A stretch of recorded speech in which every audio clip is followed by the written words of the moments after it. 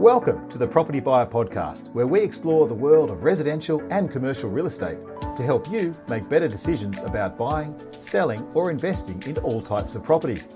Join me, Rich Harvey, CEO of propertybuyer.com.au and multi-award-winning buyer's advocate. Our podcast features expert interviews, market trends and insights, and practical tips for navigating the complex world of Australian real estate. Whether you're a home buyer, a seasoned property investor, commercial buyer, developer, or simply curious about the property market, our podcast is for you. Join us as we share our knowledge, strategies and experience and help you achieve your property goals.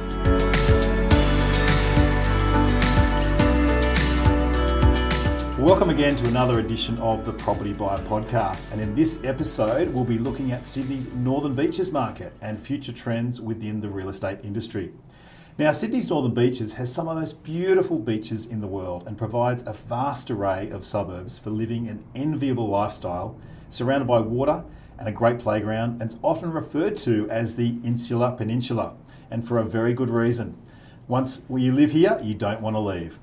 Yet buying a property is becoming more challenging as prices have jumped an incredible 38.5% during the COVID period in 2021.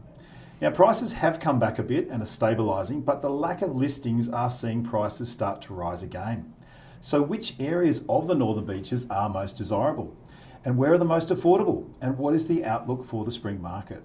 So to answer these and many more questions, today we are privileged to have an industry veteran and past president of the Real Estate Institute of New South Wales, Mr. John Cunningham, Managing Director of Cunningham's Real Estate. Now, John has been in the real estate industry since 1977 and has seen decades of change and development over that time. So welcome, John. Great to have you on board. Thanks, Rich.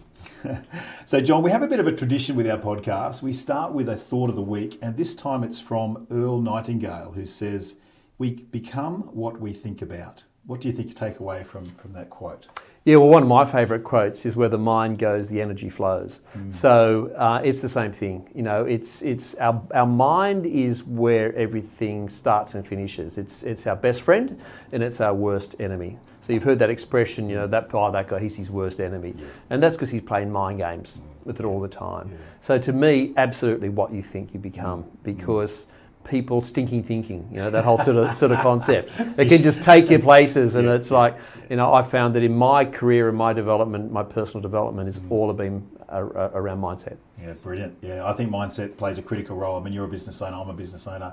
I know if I don't get myself set for the beginning of the day, I'm going to have a crappy day. So if I'm in good energy, I'm in a good mindset, my team's in a good mindset. I can help those that aren't in a good mindset. So, well, I just did a presentation out in Melbourne last week, and I started the whole thing about daily intent.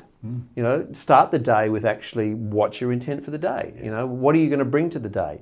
You know, what's your purpose in the day? Because once you start there, you're treating every day as an individual opportunity. Beautiful. Love it. There's so much opportunity out there. So, John, just to kick off, how did you get into real estate? What was your first job way back in the 70s? Yeah, well, my first job, I trained to be a valuer. So I actually worked at the Water Board as a trainee valuer. However, to become a trainee valuer, you had to go through at least a year or two of other stuff. And my other stuff was being a stationery clerk and an attendance clerk. And I hated every minute of it. The only good thing about that job was the fact that the number of hours you had to work per day was probably only 3. And I could do all my TAFE work because I was studying to be a real estate valuer at the time. So I did all my work for TAFE at work and did very little work, but I was absolutely bored. And the concept of being a valuer at the Water Board, once I learnt what it was about and went out and did a test run, I ran a mile. Wow. So you're a clock watcher. And, it was insane. You were very efficient getting your valuation degree done while you were there. So. I was, yeah, it was. It was good. My grandfather was actually a surveyor for the Water Board many centuries I worked in the survey department, actually. Yeah. And the surveyors were the hardest working people. Everyone else didn't. No one else worked, really. It was just a adult daycare centre. Wow. So if you had to sort of look back and talk to your 25-year-old self, what advice would you give yourself at that point in time? Look, I think when I look back at where I then went on to become a property manager for 2 years and then into sales. So at 25, I was well entrenched in sales. I started when I was 22. So at 25, I was already a successful agent. And I look back at myself and go, well, what's the number one thing I would tell myself then? and that would be just to be more disciplined. Simple thing. In what way would you be more disciplined? Well, just to apply disciplines to everything. So apply disciplines to whatever task you've got at hand. And really, I suppose, I had good disciplines, but when I say disciplines, it's more about that responsibility, that level of commitment to what you're doing that goes above and beyond. I would have probably started earlier. That became the hallmark of my real success. But back then it was just saying, okay, you're 25, you're pretty easy breezy, things going on. But if I'd applied a few more disciplines at that time, I think things would have happened much quicker. Interesting. Yeah. I think a lot of people look back and have regrets, and it's really good to ask that question. So. Well, and it's not a regret. Yeah. It's a reflection. A reflection. There you go. And that's the difference. It's like, to me, regrets are a concept of that you didn't learn from it. Yes. And so I learnt from a lot of mistakes. Awesome. And that was the key, is you don't want to make the same mistake twice. Yeah, well done. Love it. Let's look at the spring market that's coming up. We're just early days in September now, and we're starting to see some more listings coming online. What's your outlook for spring, and are we actually going to see a substantial increase in listing volumes? I tell you what, I've been doing this a long time, right, 46 years, and this particular time in the market, the last few years post-COVID, has been the hardest to predict what the hell's going on. We've got economic conditions and we've got Reserve Bank's responses to them being based on what I'd call old school economics. We're not really applying what I consider it needs to be applied to today's world. So therefore, looking at what's going to come as a result, because we know it's all driven by sentiment and confidence, we're seeing confidence and sentiment come back, but I don't know if you've seen it, but the last, month maybe, there's also just a little bit of hesitancy. Very much. So that concept of buyers going, I've got to get in and do these things, there's just that little bit of resistance right now. So we're seeing more one buyer sales happen. And these are indicators, they're very clear indicators. We were seeing multiple buyer interest in properties. And I would say, we sold 32 properties last month. I think 25 of them were one buyer sales. Interesting. And we have not had that for some time. So that's telling us, okay, there's a bit of caution going on. Will more stock into the market stimulate that? Well, the more stock, we would be knowing it by now. Interesting enough, coming out of August, it's a September. Yes, we're seeing an increase, but there's not a strong indicator. Substantial. It's not substantial. Yeah, it's not this flow. And sometimes we've had those late spring surges in November. Maybe that's what's going to happen. Well, that's interesting, because I was interviewed today by Neil Sweeney in the Fin Review, and she's saying, SQM are saying that there's approximately about a 10% increase in listing volumes coming to the Sydney market, around a 12% increase in Melbourne. And, the buyers do seem hesitant, and I'm seeing that as well. Like in our business, we've noticed we had a lot of inquiry. We had a sort of normal inquiry levels over August, but the number of sign-ups was way down compared to average. We're normally somewhere between 20 to 30 sign-ups a month. Yeah. And it's way down on what it normally is. And it's just that nervousness. It's that, I think the buyers are predicting there's going to be a fallout in the market. There's going to be some bargains out there. So I'll just wait till I see lots of distressed sellers, and then I'll jump in. Yeah. But you and I know that there'll be a handful of distressed sellers. There won't be a widespread number of distressed sellers. What do you think of the fixed rate projections at the moment, what you can get? So a lot of people coming off the mortgage cliff on fixed, going to variable, they're just going to go back to another fixed because it's actually a better deal. Yeah. So I don't know if that distress will hit, as you say. I think that's the key indicator.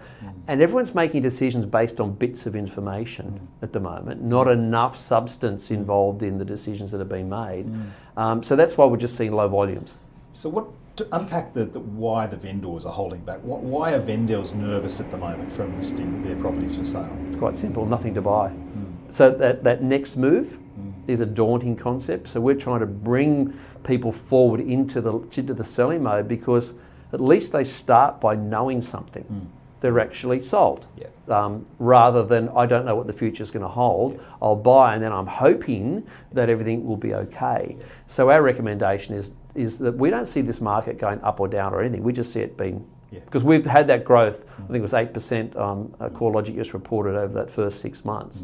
And we saw that probably stop around July and into a stable period now in terms of value growth. And also average sale prices on the northern beaches are down. Now that's not a reflection of values being down, it's cheaper properties are selling. So, and it's interesting set of data. You've got to be able to really read it well to understand what the impact is going to be. Well, it's very, as you say, you've got to know how to read the tea leaves with the market, because, people grab one bit of core logic saying, oh, well, the national dwelling values are up 8%, so my market's gone up 0.8%. No. What are 3-bedroom houses in Fairlight selling for over the last 2 years? And let's look at the number of sales, and let's really unpack that stratified data set. Yeah. Because unless you get down to that granular detail, everything doesn't make sense. Yeah, everything's about micro markets, and the example you use is like, okay, is Fairlight as a market different to Freshwater? Yes, absolutely. Even though they're right almost next to each other. What's the relationship of Fairlight market to Manly market? It's quite different. Fairlight to Balgowlah, it's different. It's ridiculous, but they're right next to each other. So it's like, okay, yeah, get down to the granular, but sellers are still concerned about what the next move is, and so that's why there's the needs-based sellers or the movers, and the desired-based sellers and movers, and buyers do the same thing. So it's trying to bring them forward into decision mode rather than this reluctance, this hesitancy, this I'm not sure what the future's like. Be bold, make a move. And look, we really haven't had people have a negative outcome when they do that. Yeah, brilliant. Well, it is a daunting thing. Like, I've been in my house for 20 odd years, and at some point in the next 5 years, I'll probably think about moving. Yeah. There you go. But I'm not ready to jump. I'm not. It's for me, I'm really happy where I am. But for other people, as you say, it's a needs-based thing. Either they need more space, they're having more kids, or they're divorced, or they need to grow the space or shrink the space, whatever the need is. And I think there's going to be more of those buyers, sellers. The reality right now is that you are the average home buyer seller. 20 years. That's the average, right? The median is 12, right? So that's when, you got sort of this, and then people out to 50, 60 years, right? So there's this 80% of people who sit within that 20-year band, and yes, the median is at 12 is higher, but people are staying in their homes 30% longer than they were 20 years ago. That's interesting. Yeah. And I think for a good reason too, because stamp duty is just, you've got bracket creep. It's ridiculous the amount you got to pay on stamp duty, and also renovation and construction costs. It's just, well, I don't need to move. I'll be happy. I'll just repaint the walls and put in your kitchen in, whatever it may be, and do that sort of thing. Yeah. So let's talk about buyers for a minute. What's holding the buyers back, do you think? You said there's a bit of nervousness out there. Do you think they're still worried about the interest rates and the cost of mortgages, or what do you think buyers are worried about? Yeah, I think that was the case. I think it's now in the, what's my strategic move going to be? It's like, is it going to drop? Yeah. Well, I haven't seen it drop. Yeah. Is it going up too high again? Should I wait? There's all these if, buts and maybes in that space, and our job, both in your perspective and our perspective, is education. Absolutely. Is to say, okay, let's analyse what's really going on. Let's look at your particular needs and how we're going to solve that, because let's fill in the bits they don't know. Yeah. And what they don't know is actually 70% of what they need to know. And they don't even know they know it. Or they don't even know they don't know it. So I think educating buyers and sellers is the biggest role at the moment for agents. Yeah. Unfortunately, a lot of agents aren't skilled enough to do it, as you know. I always get asked, John, people ask me, Rich, is it a good time to buy? And I say, well, it depends. It depends on your situation, It's always a good time to buy, potentially, if you can afford it and if you find the right property. Yeah. If not, if you can't afford it and you can't find the right property, don't buy. Yeah. It's pretty simple. That's it's exactly my answer too. Everyone's trying to pick this perfect time in the market. No such thing. That on September 22nd at 12 noon, that's the time to buy. Well, I just tell them, actually, it was 12 months ago. Yeah, exactly. If you really wanted the time, it was 12 months ago. It was October 2022, right? And the best time to sell was actually October 2021. Exactly. So let's get it nailed. Yeah. The reality is that's just all It's nonsense. in hindsight. Yeah, and it's about your particular circumstances, and it's just about making decisions, but making good decisions. Exactly. With the right information. Yeah. Without too much emotion involved. Yep. Yeah. So let's have a look at the Northern Beaches trends, John. I mean, you've been operating this market for many, many decades, and you would have seen a lot of trends in terms of how the housing market particularly, but what sort of trends are you seeing in the Northern Beaches property market at the moment? What's happening out there? Yeah, it's interesting because there's a number of trends, and one of the key trends for us is buyer behaviour patterns. We're seeing buyers move into what we call them lifestyle locations. So they're also referred to as the 20-minute locations, like everything I need is within 20 minutes. So I use the example of Fairlight and Freshwater and that sort of thing. So yes, they're micro markets, but the buyers are looking at those markets as a lifestyle location. If I can get a home in Fairlight, Freshwater, Queenscliff, Manly, that suits my lifestyle need. Or actually I'm looking at Balgowlah Heights, Seaforth, North Balgowlah, that suits my lifestyle needs. Or I'm looking at Manly Vale, Allambie Heights, Beacon Hill, Brookvale, North Manly, that suits my lifestyle needs. So that occurs now, and it's been the case, say, out at Cromer, Narrowena, Wheeler Heights, Colorado Plato. That's been a lifestyle location for a long, long time. It's becoming more prevalent. Rather than people coming to us and saying, I want that suburb. That still happens. So it's specific, I want on the beachfront at Manly or whatever it may be. And you'd be the same, I imagine, that you get this desire component that drives people's decision making. And if I can get the home I want and need in those locations, that suits me perfectly. So therefore, what drives those decisions is availability, and that's the biggest trend, is what's available, what's the likelihood, because as you say, more people want to live here than leave here. And therein lies the problem. The average has gone from 15 years to 20 years. It's just going to get longer. It's just going to get longer. It's not going to change. So the trends that we're seeing are these buyer migration patterns changing. So we're seeing through COVID a massive, huge increase of buyers coming from the eastern suburbs. Right, it wasn't a huge area that we saw before. That's increased significantly. Still, the two main areas are Lower North Shore and Inner West, but the emerging ones are Upper North Shore and the East. And that pushing out to the hills. That's interesting, because that was my next question. What types of buyers? And you say they're coming from the hills. I mean, a lot of it used to be the Upper North Shore, the leafy Wahroonga, Warrawee, those kind of areas where their mum and dad had sent their kids to Knox. Moved from the trees down to the sea. Exactly. The tree change to the sea change. Exactly. But they've got rid of the 1,200 square metre block, and they've had the 5-bedroom house, and they've made good money out of that. And they come in downsizing here, either buying another house or a townhouse or an apartment, very close to the beach, and enjoying that lifestyle. Well, my next door neighbours came from Leadfield on 1,500 square metres down to 280 square metres. And do they love it? I love it. They've got the 4-bedroom home, double garage, beautiful ocean views. And why do they love it so much? Oh, it's 2 minutes and you're in the water. Exactly. And don't have to mow a lawn. And don't have to mow alone. They got it's they lock it up, travel. They've got 2 kids at home who are grown up. Just worry free. And how many of them worry about when they do that sort of transition? A lot of people go, oh, but where am I going to fit my dining room table? I've had 15 people around the table for Christmas, but where am I going to fit it in my 3-bedroom apartment? What do you say to that? Well, they didn't. They just bought all new furniture. There you go. And I think that's the thing. It's like, what sort of move are you making and why? Right? Is it a completely shift of thinking? I know when we built our place and moved, it was just what we had didn't work. So it was a total shift. And I think that's what's happening. People are making big shifts.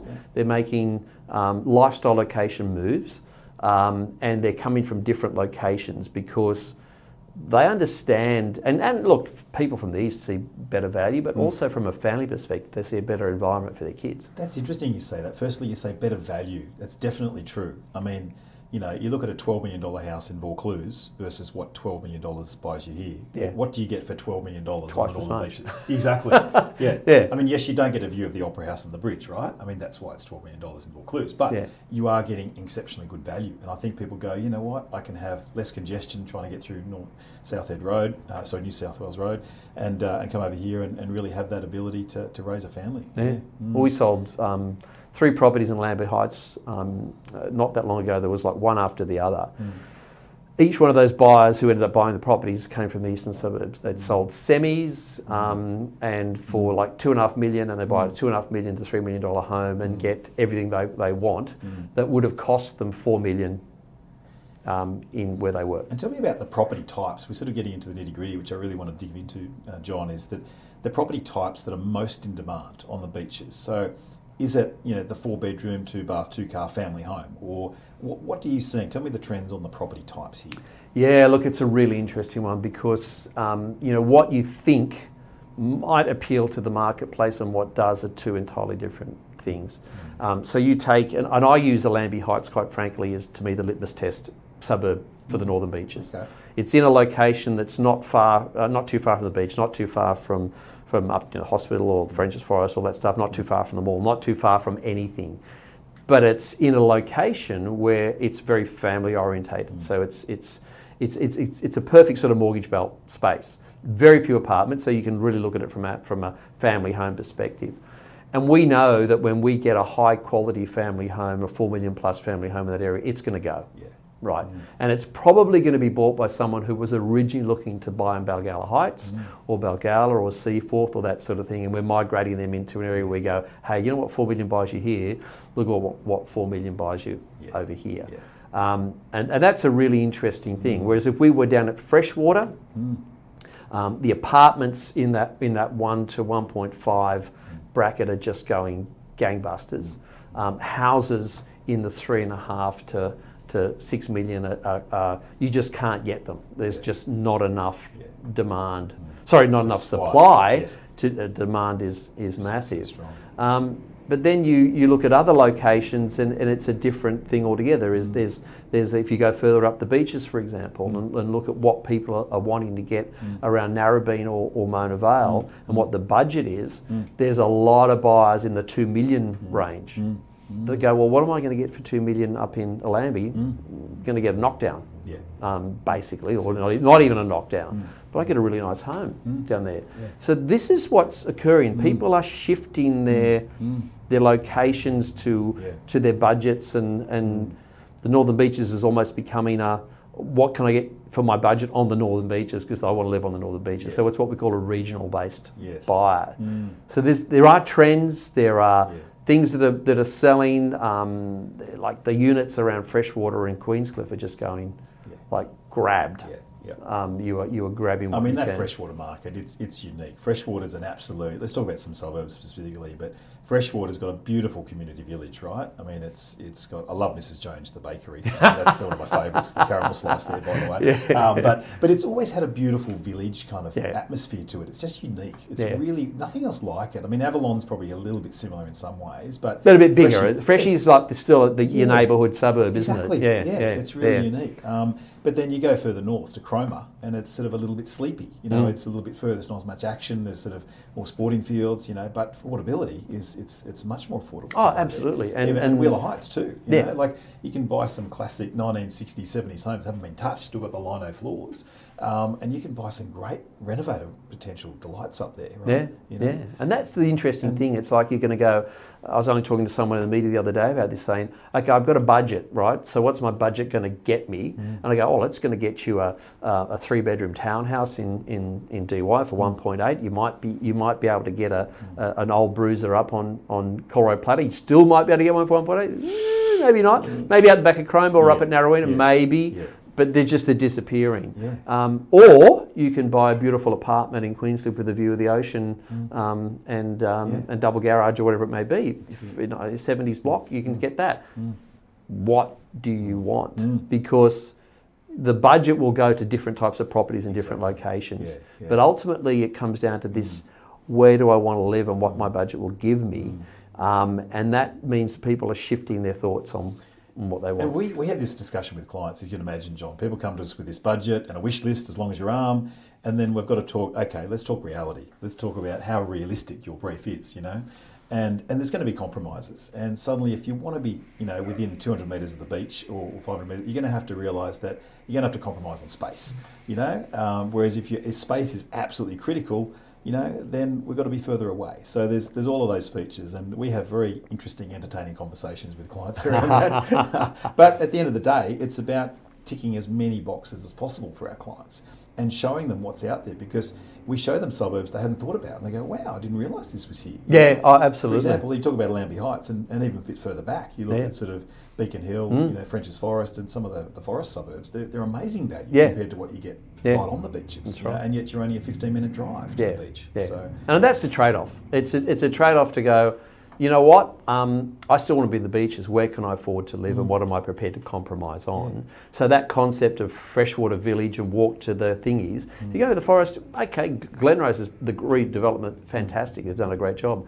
The reality is we actually need more of those in locations to actually ship. We need more corner stores. We need these areas that have been developed, and you know, Cromer's a really good example. There's this little set of shops up here, and there's another one over there, but there's a gap, there's dearth in the middle. We need these community hubs. You know? And talk to me about downsizes as well. I mean, we don't, you know, I mean, there's this thing called the missing middle, right? And we definitely need more medium density for people to downsize from their big houses into these type of townhouses. But what are the downsizers doing at the moment? Well, that's the really interesting thing, because quite frankly, we absolutely stuffed it up in 2006 when Bob Carr said we're full.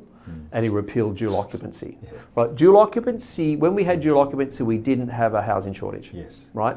Because it was such an efficient way in terms of estate planning policy to say, okay, well, if you're on 600 square metres, yes, you can subdivide into two 300 square metre blocks. 400, you can actually have attached dwellings. Yeah. And it worked. Yeah. It wasn't like there was this like crazy overdevelopment. It was just a smart way of actually adapting to the 21st century. Yeah. And we need it back because, quite frankly, we just sold a downsizer, dual oc in Manly Vale, had downsizers competing for it because there's very little of it, and they went nuts on it, right? And because there was scarcity, but the ageing population, they go, you know what? Single level home, level walk to everything, and I can't find it. And we had an expectation of around 2.2, it went for 2.6. And talk about freeing up the housing stock. If the state quickest way to do it. Exactly. If they could allow more manor houses, more townhouses, it would free up, and then the younger generation can come in, buy the older houses, renovate it, just free up the whole lifestyle chain. In Melbourne did it, where they had a lot of the regions in Melbourne City. That was like, okay, 200 square metres, you could have one dwelling. 400 you can have two. 600 you can have three. 800 you can have four. 900, 1,000 you can do five, and it just kept going. And it's like, rather than limit this concept down, if you wanted to build one home on 600 square metres, go for it. Do what you need to do. Yes, you might limit it to certain areas, but the missing middle is so true because we have an ageing population that needs the middle. Exactly. And we're just not supplying it. So while we're on politics, let's ask you about the Northern Beaches Tunnel, which got put on hold yet again, even though they did lots of drilling and testing, right? So what's your view on when or if it will ever get built? And if it does get built, what impact would it have on the Northern Beaches property market? Look, I think that the reality on the Northern Beaches Tunnel is we've lost that for the next 10 years. Right. It's not going to come back. Yeah. If and when it does come back, they made the single biggest mistake of all when they designed it. It was not a rail tunnel or a transport tunnel.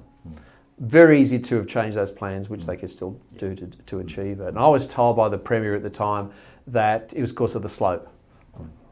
That doesn't really. No. Sorry, no, that doesn't cut it for me. I think we will end up with some sort of public transport system in a tunnel, and probably don't need an actual car tunnel. I think if we actually had a really good light rail system or what's magneto thing. Yes. And is that going to happen in my lifestyle? Probably not, but in yours it might. I was in favour of it. I just felt they missed the mark in terms of what they decided to do with it. If they did it well, it would have had a very positive impact on values. But I don't think that it being repealed has had a negative impact on them. No. So, did we ever really believe it would happen? We knew that government was coming to an end, and we all pretty much around here realised that we know what's going to happen when the new government comes in. It's going to go. Unfortunately. Yeah. Well, interesting gesticulation on that. So I guess just from here, and just finish off on the market before we talk about some other things, where do you see pricing going over the next 12 months on the Northern Beaches? Are there any pockets of value? Is there any areas where you think it's going to really shoot ahead, or any where it's going to pretty much stay stable? What are your outlook for pricing? Look, my view is that during the COVID years, we had a great leveller effect. All the areas that were lagging behind rose, and they haven't dropped away. So I don't think there's an area, quite frankly, in the Northern Beaches where I'd say that's where the bargains are. There's no such thing as a bargain on the Northern Beaches anymore. If I was recommending people on where to get a foothold in, I would say the forest is the key. And the forest is the key for a number of reasons. One, it's still Northern Beaches. Yes, two, it's further away from the beaches and you've got to get to the beaches. But from a lifestyle perspective, it's brilliant. There's schools, there's all kinds of things going on. But there's also the forest redevelopment happening, which will become the third hub, or the fourth hub of the Northern Beaches, because there's two hubs under development, which is the forest and Brookvale. So that will add to DY and Mona Vale as the hubs. And the forest will probably be a significant one. The irony is, still nothing approved by council, right? And after all those years of developers chasing options and all the rest of it around there, nothing is approved because the LEP hasn't been created yet. And so therefore it's all speculative on what you can and can't do in that region. But it will happen. It has to happen, and it should have happened when the hospital was built, quite frankly. But that to me is the area that I would say has got probably one of the strongest growth areas of all. Interesting you say that. I mean, I live in the forest area, so I'm biased, but I we buy for a lot of clients in the area, as well as all over the beaches and all over Sydney. But having said that, the Northern Beaches redevelopment of the hospital is life changing transforming for the area. We have actually acted for a couple of developers who bought some sites in that area. But one of the things and the reasons it's so slow is that if you're a developer and you buy there, you have to give away 10% of whatever you develop, you hand it over to the council. So it's not 10% of your profit, it's 10% of your revenue.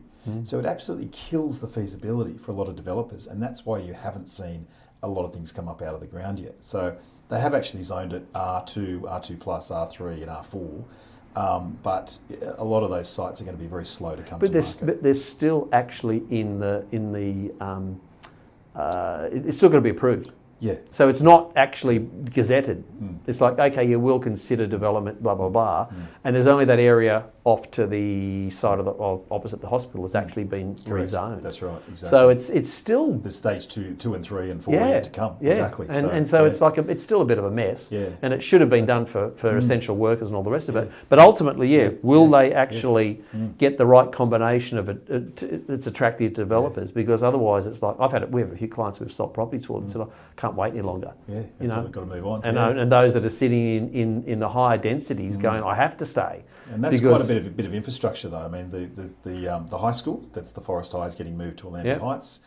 New Town Centre. Been knocked down. New Town Centre's going up, and that area will be, So new school, new town centre. Come back in 8 years' all time. in the same area, and it's going to change dramatically. And that will free up a lot of housing stock around that forest area. So any investors listening to this podcast, if you can put your foot on a good property in the forest area, spend around $2 million buying it today, watch this space. I totally agree. And you'll end up seeing microbreweries in the industrial areas. Yeah, you will too. There's 9 of them in Brookvale now. And it's changing the whole fabric of the area. And more coming in Terry Hills. Yeah. All right, let's move on to a couple other questions I've got for you, John, because you've got some great thoughts around this. I want to ask you about the sort of key qualities that you look for when you're hiring a sales agent to work with you.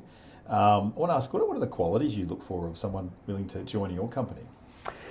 Look, I think the key quality for us is we just want good people that are coachable and who actually see a bigger picture than just dollars. So those 3 qualities, which is all around attitudes and willingness to learn and willingness to understand their actual role rather than the perceived role that has been created for them. Because we are in the helping business, right? So we help people along their journey, whatever that may be, whether it's buying, leasing, selling, being a landlord, investor. Whatever that journey they're on, our job is to help them navigate that. And so we want people who actually understand that. Because if they just think it's sharp suits and fast cars and the whole other thing, they're in for a rude shock. But also that's not the sort of people we want. And that's why I suppose, we would just want good people who actually get great results at the end of the day. So they're the things we look for, and we go through a rigorous process of culling people, and we reject a lot of people from the industry who've been around for a while who go, oh, what are Cunningham's doing? And when we tell them, they actually don't want the disciplines, they don't want the training, they want to basically be the loose cannons that they've always been.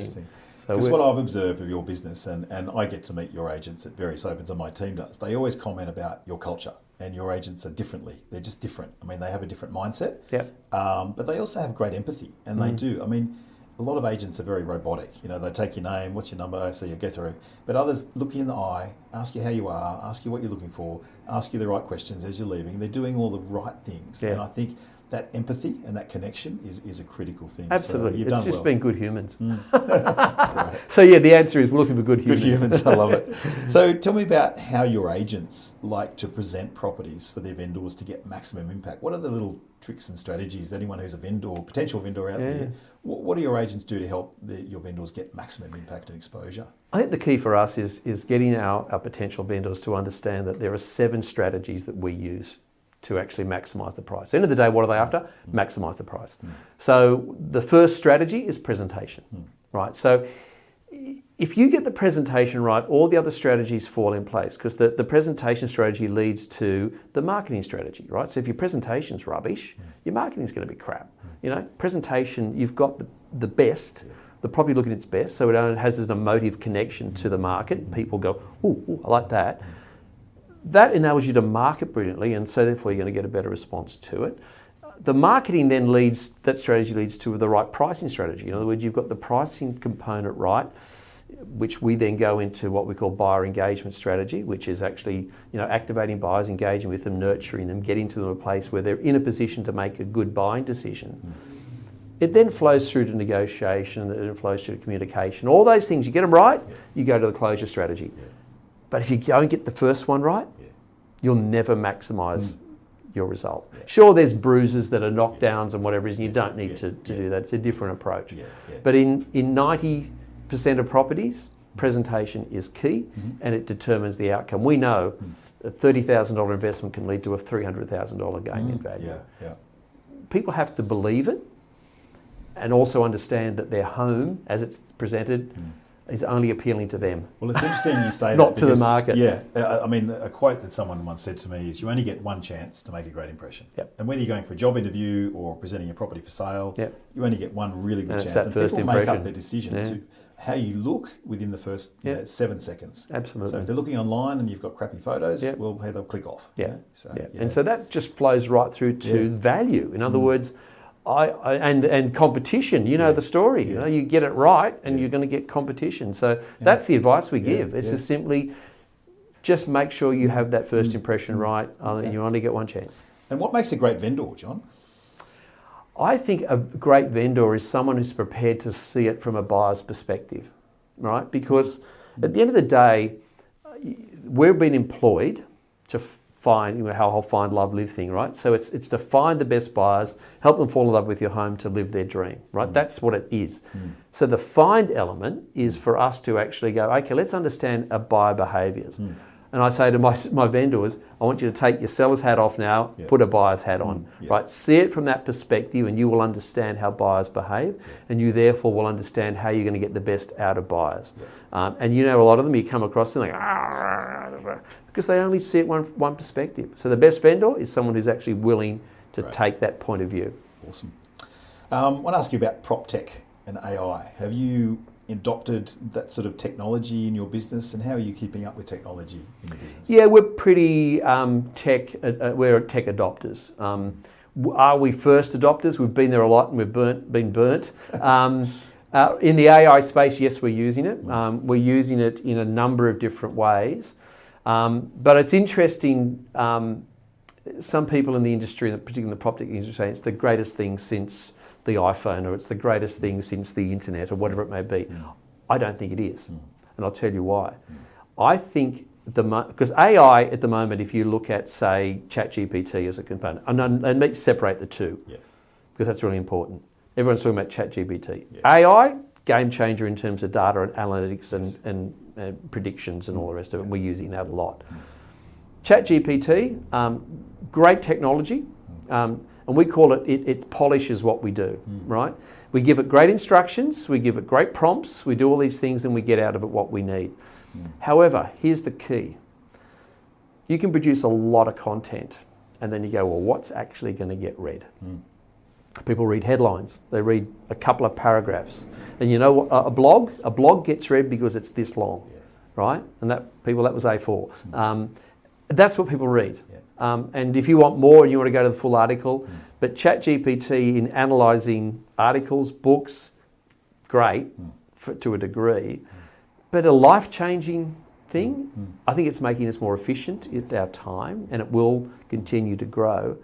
But the change that the iPhone made, the change that the internet made was exponential. Yeah, exactly. This is just a further.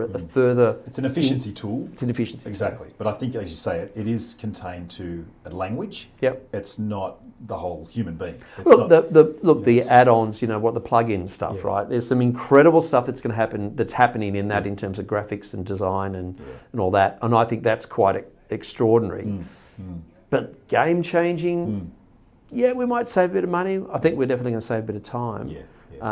But the redeployment of resources of people and all the rest of it's still going to end up focusing on customer service as the key. All these other stuff and this noise around the fringes. You can't replace people, can you? Humans, belly to belly. Absolutely. No. All right. Look, I've got 2 or 3 more questions for you and I'll let you go. But tell me about your most memorable or one of your best sales.